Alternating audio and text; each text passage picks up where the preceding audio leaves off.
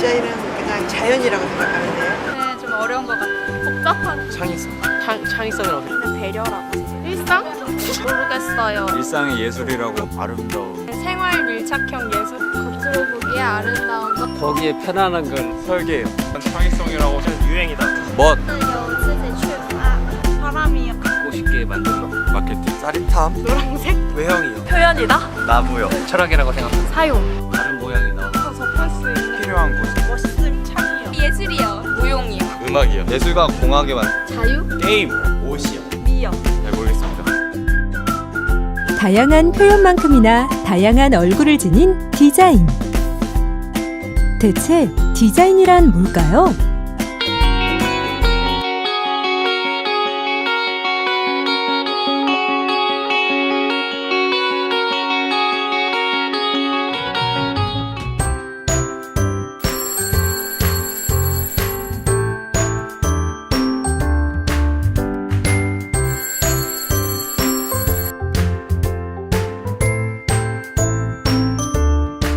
하루가 시작되는 그 순간부터 디자인은 시작됩니다.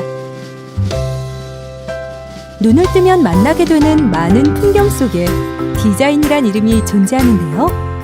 아침을 상쾌하게 깨우는 햇살과 공기처럼 디자인은 늘 우리를 둘러싸고 있습니다.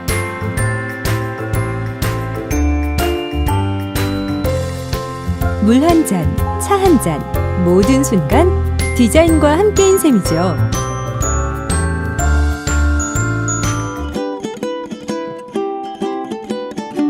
늘 지나는 거리에서도 늘 만나는 사람 속에서도 디자인은 순간순간 우리 곁에 함께하고 있습니다.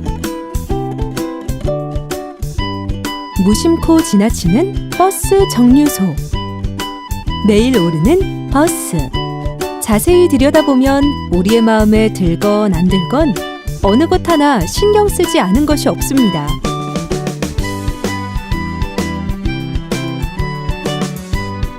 하루 일과를 시작할 때에도 디자인은 늘 우리에게 설레임과 즐거움을 가져다 줍니다. 디자인은 일일이 다 열거할 수 없을 만큼 우리 일상 곳곳에 존재합니다. 우리 생각과 일과를 함께하는 작은 화면 속에서도 효율적으로 일할 수 있는 인테리어에도 만족적인 성과를 가져다주는 수많은 디자인 제품들까지 말이죠. 디자인은 우리 곁에서 크고 작은 기쁨을 줍니다. 누군가를 만나거나 시간을 함께할 때에도 디자인은 늘 우리를 아름답고 편하게 맞아줍니다. 또 간직해야 할 소중한 순간을 빛내기도 하죠. 하루를 마무리하는 그 순간에도 말입니다.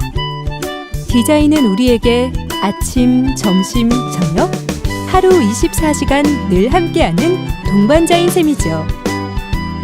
우리가 보고 듣고 느낄 수 있는 모든 곳에 디자인은 늘 함께합니다. 왜? 어떤 매력 때문에 디자인은 우리와 함께 살아가는 걸까요? 디자인은 우리 삶 속에서 다양한 가능성을 제시합니다. 치열하게 경쟁하는 도시에서, 평화롭고 자유로운 일상에서, 여유로운 삶 속에서 저마다의 모습 가운데 더 나은 삶의 모습을 창출하고자 하는 인간의 노력이죠. 디자이너들이 지금 이 순간에도 더욱 개성있고 창의적인 디자인을 만들어가는 이유입니다. 한국의 디자인은 지난 수십 년간 급격히 변화해왔습니다. 과거 디자인은 물건을 만들고 파는 상품화에 집중했죠. 하지만 지금의 디자인은 그 모습도 역할도 상당히 달라졌고 지금 이 순간도 끊임없이 변화하고 있습니다. 뛰어난 기술을 포장하던 디자인에서 그 기술을 뛰어넘는 디자인으로 말이죠. 한마디로 디자인이 상품의 기술력을 지배하고 있습니다. 대한민국의 디자인이 발전해가는 이유도 바로 여기 있습니다. 무언가 달라 보이도록 하는 수단으로서의 디자인이 아니라 디자인 그 자체가 목적이 되는 디자인 세상을 열어가는 것이죠. 디자인. 사전적 의미로는 지시하고 표현하다. 주어진 목적으로 조형적으로 실체화한다는 뜻을 가지고 있습니다. 하지만 이제 디자인은 그 자체가 어떤 대상에 의미를 부여하는 시대를 열고 있습니다.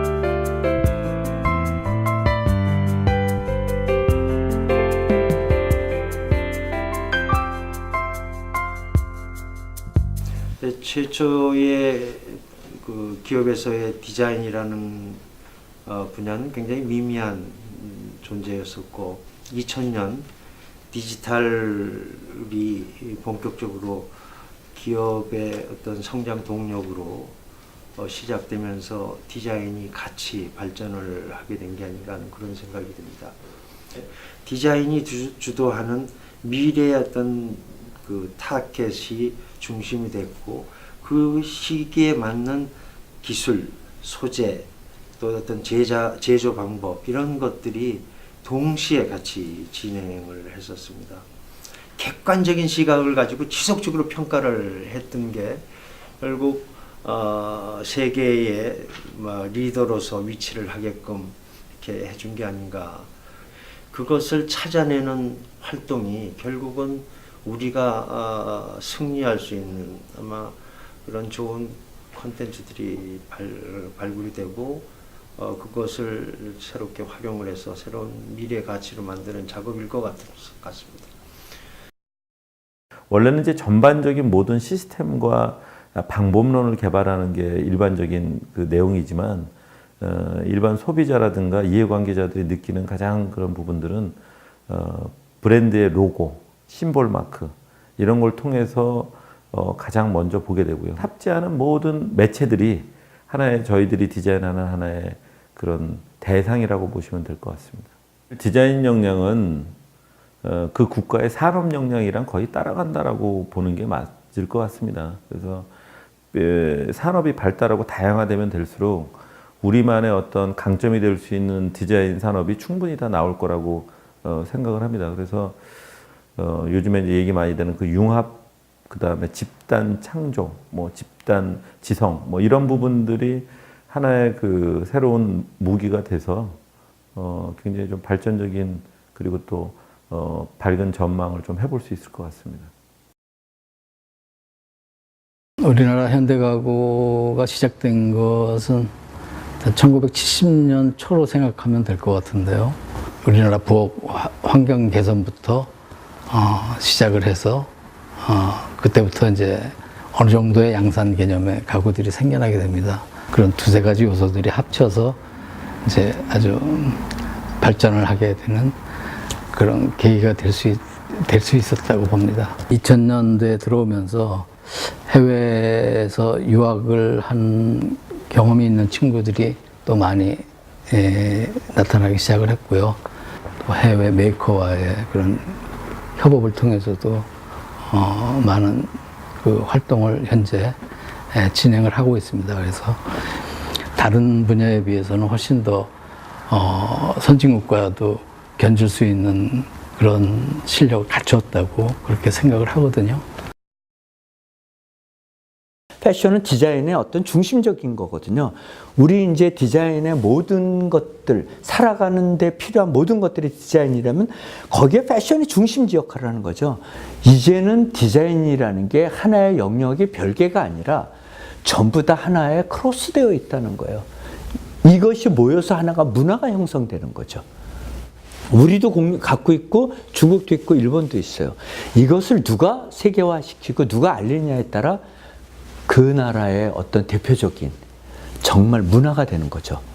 이것을 우리가 어떻게 보여주느냐가 상당히 찾아내느냐, 아시아의 중심 역할을 해가느냐, 이런 것들이 이제 중요한 시점에 저는 와 있다고 생각합니다. 다른 문화를 알아가면서 서로가 코어할 때 재창조될 수 있는 것들이 훨씬 크다고 저는 생각을 하는 거죠. 사실 지금 한국이 세계 5대 자동차 생산 국가고요.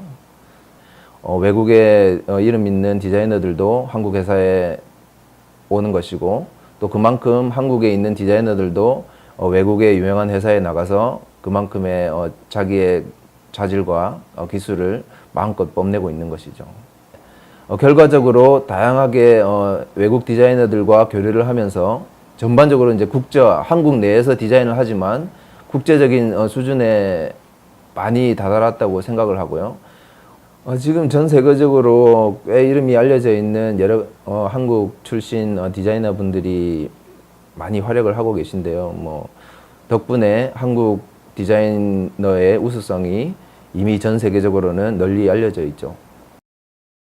사용자 경험 디자인이라는 거는 기억에 남게 하고 남을 감동시키는 그런 겁니다. 그렇기 때문에 지금 미래는 하드웨어에서 소프트웨어의 시대로, 형에서 세계 시대로 이런 식으로 이제 하기 때문에 아무래도 사용자 경험 디자인이라는 것들은 소프트웨어고 OS이거든요.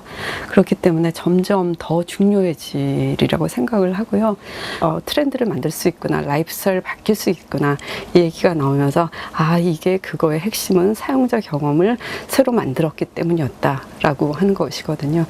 이런 분야에는 조금 더 도전적이고 열정이 있고 호기심이 있고 이런 사람들이 같이 한다면 이 분야가 한국적인 민족성이랑 연동해서 아주 좋게 발전할 수 있다고 생각을 합니다. 한국 게임 역사는 그렇게 길지는 않습니다. 1992년 정도쯤에 최초로 패키지 게임으로 성공한 게임들이 나오기 시작을 했었는데요. 지금 현재는 게임 디자인이라고 하면 그런 것들을 넘어서서 총체적으로 어떤 경험 자체를 설계하고 계획하는 분야를 게임 디자인이라고 보고 있습니다. 세계인들이 한국을 바라볼 때 몇 번째 순위로 거의 보는 것이 이제 게임입니다. 한국 사람들은 게임은 굉장히 잘한다. 또 한국은 정말 게임 강국이다. 이런 식으로 한국을 이해하고 있는 사람들이 생각보다 굉장히 많이 있습니다. 그런 부분들이 지금 굉장히 좀 큰 장점이자 또 어떤 우리의 특혜 같은 그런 느낌으로 받아들일 수 있는데요. 이것들을 잘 살려서 앞으로도 더 발전을 시켜나간다면 정말 게임이 실제로 한국을 대표하는 그런 콘텐츠가 되지 않을까, 문화가 되지 않을까 이렇게 생각이 됩니다. 처음에는 주얼리라는 게 주얼리가 아닌 금은방 시대에서 출발했던 것 같아요. 주얼리 디자인이 어떤 건지 보여줘야 되겠다라는 마음에서 제가 한국에서 보석 전시회를 만들게 됐어요. 디자인이, 우리 한국의 주얼리 디자인이 얼마나 세계적으로 뛰어난 걸 잘 모르시더라고요. 보석 디자이너가 작품 구상도 하고 작품 디자인도 하고 만들기도 하는 모습을 일반인들한테 보여주자. 주얼리 디자이너도 있구나 라는 걸 홍보하게 됐던 계기였던 것 같아요. 한국의 디자인은 끊임없이 진화하고 있습니다.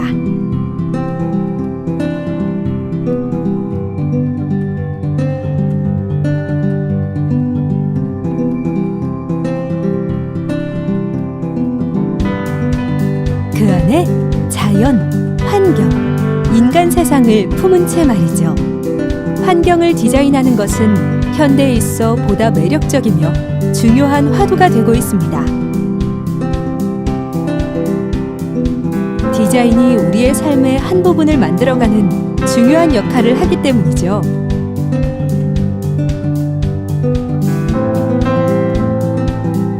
어떤 도시는 특정한 엘리트가 나와가지고 이 도시의 미래는 이런 방식으로 가야 된다 라고 해서 가는 거 아닌 것 같아요. 그 시 구성원들이 가지고 있는 집합적인 의견이 반영이 돼서 도시가 만들어지는 것이고, 가장 아름다운 도시는 가장 공정한 사회가 만드는 도시다 라는 거예요. 그리고 결국은 도시 문제는 건축, 건물이 개개의 문제라기보다는 집단화된 사회의 구성원들이 머릿속에 가지고 있는 게임의 룰의 문제라고 저는 생각을 해요.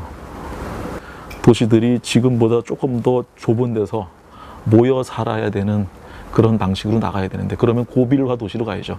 이걸 유럽에서는 컴팩트 시티라고 그러는데, 서울도 아마 계속 그런 방식으로 그 도시의 모습이 바뀌어 나가야 되지 않을까 생각을 합니다. 한국의 디자인은 단순한 브랜드 가치를 위해 존재하지 않습니다. 우리의 아픔과 기쁨, 가난과 질병, 미적인 욕구와 실용적인 편안함을 아우르며 우리네 삶에 밀착되길 원하죠.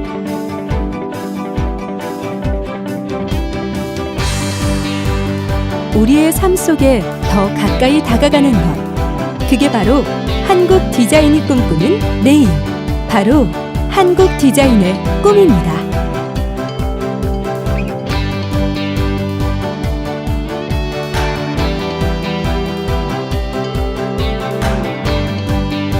최근 이슈가 되고 있는 보다 포괄적인 서비스 영역에 대한 디자인의 역할과 필요성. 한국 디자인은 이 점에 주목합니다. 사회 체계를 디자인하는 것이죠. 국내에서의 서비스 디자인이라고 하는 용어 자체가 사용된 지는 사실 그리 오래되지는 않았습니다. 최근에 들어서 이제 그런 여러 가지 용어들이 하나의 용어로 정의된 것이 이제 서비스 디자인이라고 하는 디자인이라는 말로 이렇게 회자되고 있는 걸로 저는 이해가 됩니다. 기존의 디자인이 과연 공공 영역에 어떤 역할을 할 수 있을까? 디자인이라는 것을 통해서 보다 효율적이고 그 전체의 경험 단위로 디자인을 하는 것이 최근 들어서의 이제 어떤 트렌드이거나 하나의 개별의 사례가 될 수 있겠죠. 전문화된 영역의 카테고리로 디자인이라는 것을 한정 짓는 것이 아니라 굉장히 폭넓은 영역을 확보하는 개념으로서의 서비스 디자인이 있다라는 거죠.